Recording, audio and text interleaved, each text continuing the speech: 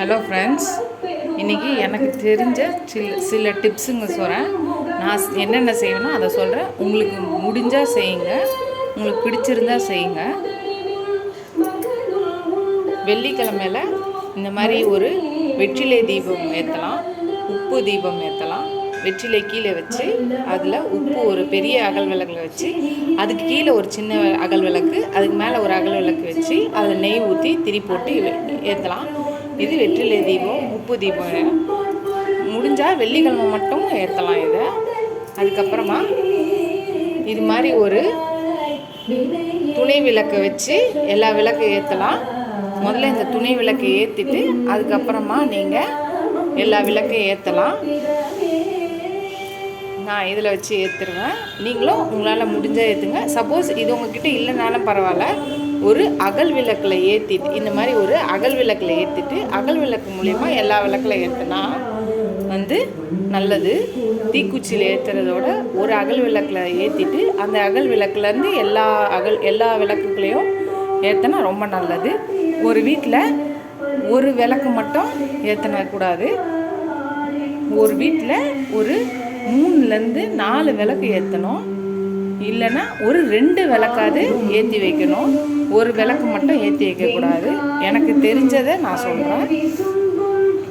நீங்களும் முடிஞ்சால் இதெல்லாம் ஃபாலோ பண்ணுங்கள், நல்லது.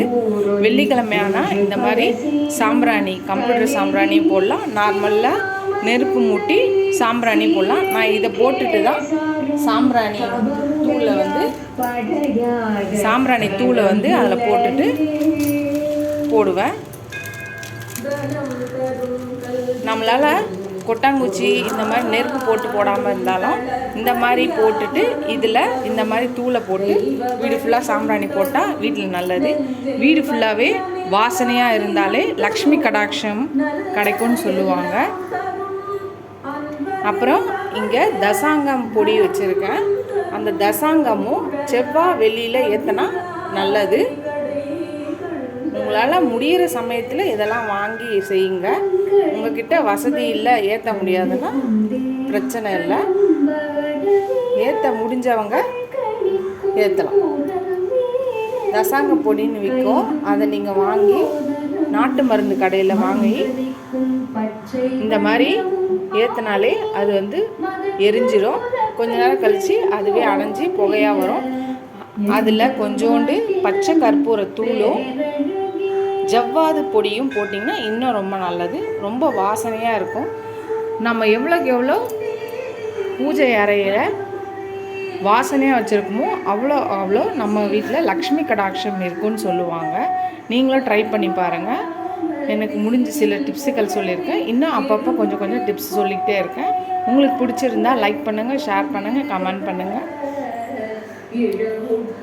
இதோட இந்த வீடியோ முடிச்சுக்கிறேன். அடுத்த வீடியோவில் சில டிப்ஸுகளை சொல்கிறேன். Okay, bye friends.